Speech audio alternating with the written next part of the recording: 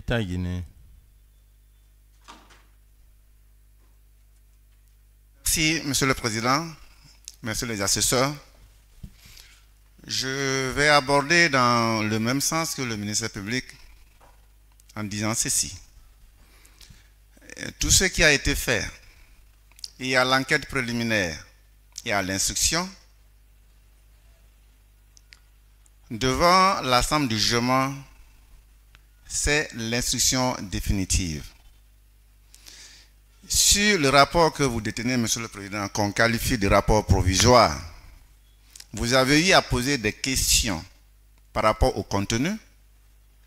Certaines ont été répondues par l'affirmative, d'autres par la négative. C'est pour vous dire que vous êtes en train de faire l'instruction définitive de cette affaire. J'estime que nous pouvons continuer les débats dans cette affaire si vous-même vous rendrez compte qu'à l'évolution du procès, vous avez besoin d'informations complémentaires, vous pourrez décider en votre intime conviction que vous avez besoin de l'avis d'un technicien ou des techniciens pour qu'ils puissent vous éclairer. En ce qui nous concerne pour l'instant, j'estime que nous pouvons continuer les débats dans cette affaire et que cette demande n'est pas opportune. Je vous remercie. Voilà. Je crois que moi, je suis resté sur ma faim. Le confrère qui prétendait que nous ne l'avions pas compris, il est revenu pour éclairer, mais moi, franchement, je trouvais plutôt confus. Je n'ai rien compris. De cela, Monsieur le Président, je reviens sur ce que j'ai dit. C'est un rapport qu'on a, même si on qualifie de rapport provisoire, qu'on veut dire que ce n'est pas un rapport, mais il y a des éléments dans ce rapport qui nous concernent, dans ce procès-là. Je crois qu'on peut l'exploiter, c'est ce que je l'ai dit, et je réitère, si au cours des débats, on a besoin que ceux qui l'ont établi viennent éclairer tel ou tel point, on peut le faire. Mais pour l'instant, qu'on vous dise qu'on ne demande pas de renvoi, qu'on est pressé à ce que le procès tienne, mais qu'on ne voudrait pas continuer les débats maintenant là, parce que il y a des techniciens qui doivent, je ne sais pas qu'est-ce qu'ils viendront dire pour l'instant. Encore une fois, Monsieur le Président, j'estime que pour l'instant, les débats peuvent continuer. Si on s'affronte à des difficultés dans le futur, ceux qui sont à même de lever ces équivoques peuvent être interpellés pour le faire. Mais pour l'instant, nous ne sommes pas affrontés à ces obstacles. Je vous remercie.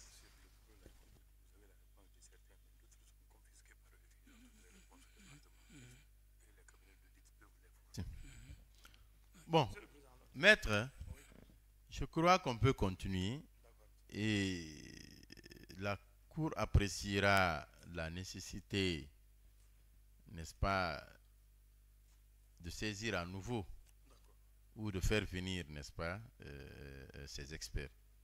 Voilà. On peut pour l'instant continuer. Donc, Monsieur le Président, avec votre permission, oui. J'ai là les éléments qui prouvent que ces dettes ont été auditées par le cabinet C2G. Utilisez, faites en sorte que vous soyez audible. Oui, oui.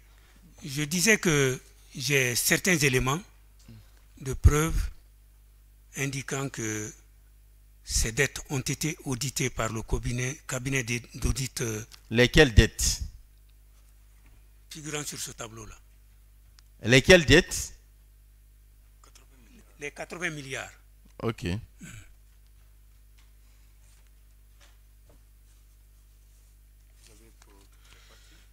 Oui, allez-y.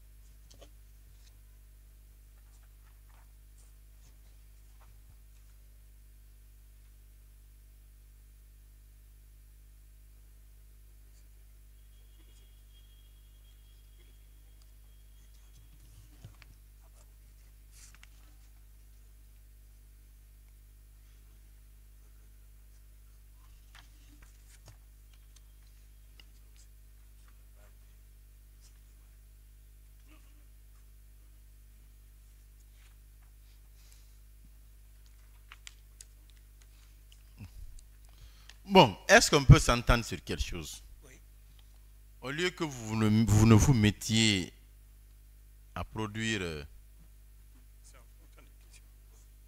à compte-gouttes les pièces, est-ce que vous n'allez pas communiquer et produire toutes les pièces que vous avez?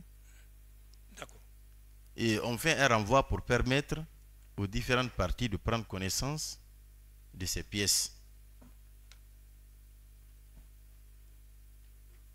Oui. Oui. D'accord, allez-y. Monsieur le Président, je suis de même avis que vous. Je crois que pour ce procès de ce jour-là, la défense n'est pas prête. On peut lui donner le temps. Non. Attendez, bien sûr. S'il vous plaît, maître, vous n'avez pas, vous n'avez pas la parole. On nous communique, quand une question se pose, on tire une pièce dans le lot, on vient, on communique. Une seconde question se pose, on va retirer encore une autre pièce là-bas. C'est la question que le président a posée. Si vous avez des documents sur lesquels vous voulez fonder votre défense, réunissez-les, vous les communiquez pour qu'on puisse évoluer dans les débats. Moi, je suis de même avis que la Cour. Monsieur le Président,